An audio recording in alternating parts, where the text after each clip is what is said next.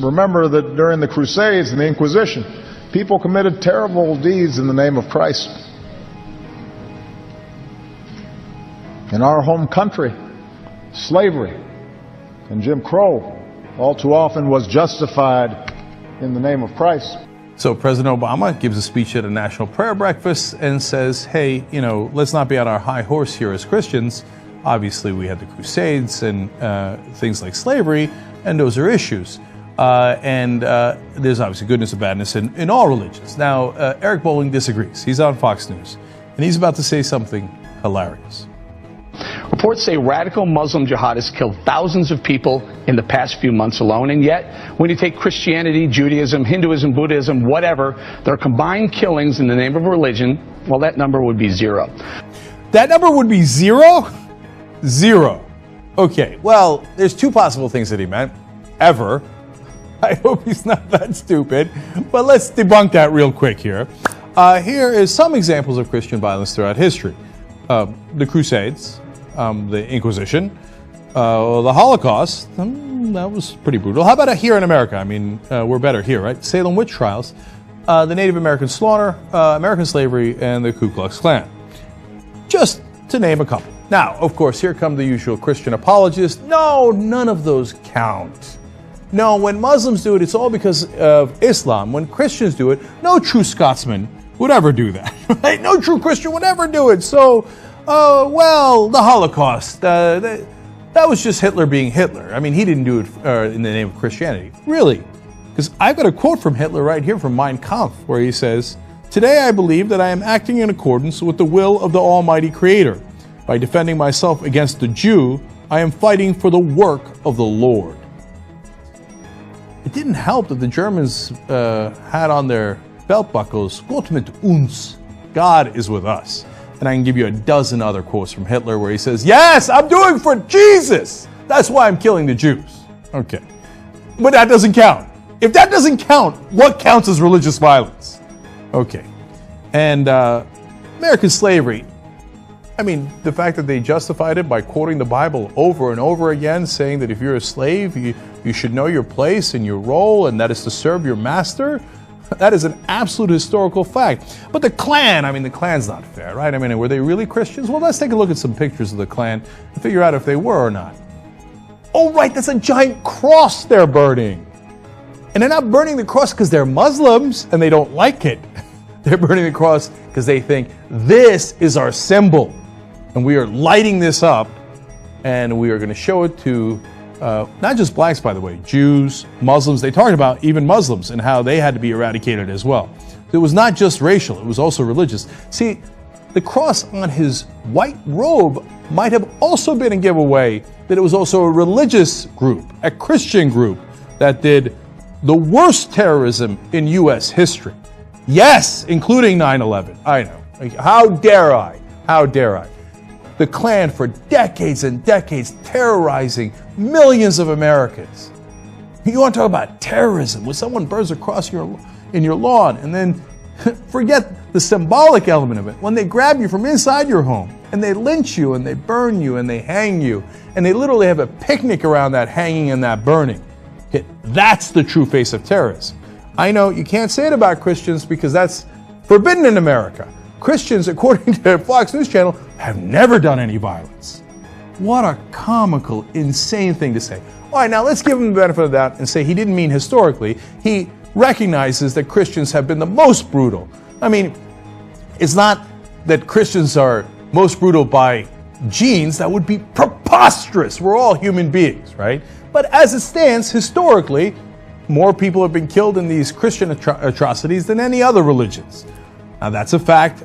My guess is that Eric Bolin's not going to agree with that. But even if we were to grant him that he didn't mean historical, but just meant recently, and let's take a look at recent stuff. I mean, we don't want to go back 700-800 years to the Crusades, right? That's what the conservatives keep saying. Let's look at Christian violence recently. First of all, right now, we've got massacres in the Central African Republic of Christians massacring Muslims and driving them out. That's happening right now. And then, of course, there were the massacres in Bosnia, where the Christians, the Serbs, and at different times the Croats came in and butchered the Muslims there. And then there was a lot of fighting and a lot of religious violence. Is violence only in the case of Christians? Of course not. That would be a ridiculous thing to say. Now you say, all right, well, those don't count either. There's always a reason. They're not in America. All right, let's come to America. Eric Rudolph, Olympic bomber, abortion clinic bomber, one of the biggest cases of terrorism we've had in the U.S., also Christian, also said he was doing it for Christianity. Scott Roeder, the guy who killed Dr. Tiller. He's a killer on the, ironically, pro-life movement. Wade Michael Page, he's the guy who shot people at the Sikh temple thinking they were Muslims. Also devout, right-winger, white supremacist Christian, Jim David Atkinson. Although he killed people in a church, he had books from Fox News Channel hosts and contributors and saying he had to kill the liberal Christians in order to save Christianity. James Charles Kopp, another killer of abortion doctors and providers. John C. Salvi, the same. By the way, the Army of God, yes, that is the name for Hezbollah in Arabic, but also the name of a Christian terrorist group that kills abortion providers or anywhere near abortions providing services when they blow up the place. And then, of course, there's the Order. The Order is also another terrorist group, also Christian. Member of the Order is a guy you might recognize next on the list, Timothy McVeigh. Also a Christian, also white power, and also one of the worst terrorist acts in American history. In fact, the worst until 9/11. And then you have Anders Behring Breivik, who killed over 70 people in Norway as well. And he said he was doing it because he was afraid that the Muslims were going to take over, and he was defending Christianity. So I'm pretty sure that fairly recently there have been a lot of acts of terror by Christians. Now, if you want to say just in the last couple of months, okay, I got that one for you too. Well, here was a guy named Larry McWilliams. He was a Texas resident. And you know what he did? He tried to burn down a Mexican consulate. He was shot dead while he was doing that. And in his van, they found a copy of a 1990 book that explained why he was doing it. The name of the book, Vigilantes of Christendom. That was in the last 2 months. I'm pretty sure that he was a Christian. The idea that Christians in general or by nature are worse than Muslims is preposterous. But the idea that Muslims are by nature worse than Christians is equally preposterous. All these religions have very violent texts, and they all have adherents that have at different times followed through on that text and committed very violent acts. Anyone who says otherwise doesn't know what the hell they're talking about. All right, so I'm going to be in and out with this. I ran to a concordance real quick, right? So this is what's causing a lot of confusion. We assume that because we see Christian that it's just all sunshine, Cadillacs, and rainbows, but let's just dive into this, right? So you see the word Cristianos. This is Cristianos, where we get the word Christian from. Okay, very simple. This is Greek. Christianos, right?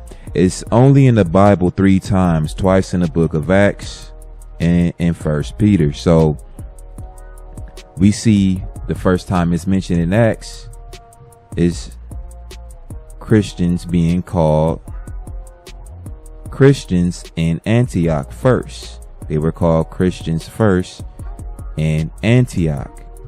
So this is during the time of the Roman captivity. Obviously, this is in the so-called New Testament, as people like to refer to it as, right? So it's only in the Bible 3 times, but it has a pretextual focus. It applies to a certain people that were called Christians first in Antioch. This was not a religion or none of that, because it applied to Israelites that were keeping the laws of God. Laws of God are not religious. Nothing in the Bible is religious. It's not until you get religion that put their version of what a Christian is through their own definitions, you get what you have today, where it's in their actions you don't see following of Christ. So you have people identifying as Christians that are not following Christ. And I say that because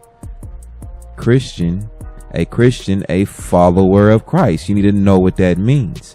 that's when you know that it's applying to Israelites that are keeping the laws of God. It's not talking about some European religion where hell, anything goes, including unjust murder and pillaging and conquest. That has nothing to do with being a Christian, as the Bible refers to a select group of people being called Christians first in Antioch. We got to know that it's no different if I took the word bitch and it could be applied in multiple different ways. In the dog breeding community, someone might say, I have 2 pregnant bitches. Well, he's talking about whatever breed dog he has as a breeder. Whereas on the other hand, somebody might refer to a bitch as a unruly human female, because her nature is like that of a bitch, an animal. That's the difference there, okay? And some will use it as a term of endearment, which is just flat out ignorant. But right there is 3 different sets of the same word, which in the latter, it's different from the former. That's what's going on here. You have a word, Christian, which foundationally had a select definition to a select group of people, but today it's all over the place. This Christian was talking about keeping the laws of God to a certain group of people, which is how you follow Christ. So it's a blatant contradiction to say that you're a Christian or a follower of Christ, as you see right here, yet your actions are denoting that which is opposite of following Christ. Holidays, eating swine, things of that nature. Just killing people because your feelings are hurt. So I just wanted to come here to put some light on this Christianos, or Christian, that were called first Christians in Antioch, because you had those Israelites. Again, I've recently covered all of this. You had those Israelites that were just like the niggas you see today, and then you had those Israelites that were severed like they were supposed to be, upright men, keeping the holidays, eating clean foods, remembering the days of old. As a matter of fact, those wicked Israelites would be perfect Christians as defined today. But I'm just going to get off of this. That's all I have for now, as it is written, and I'm out.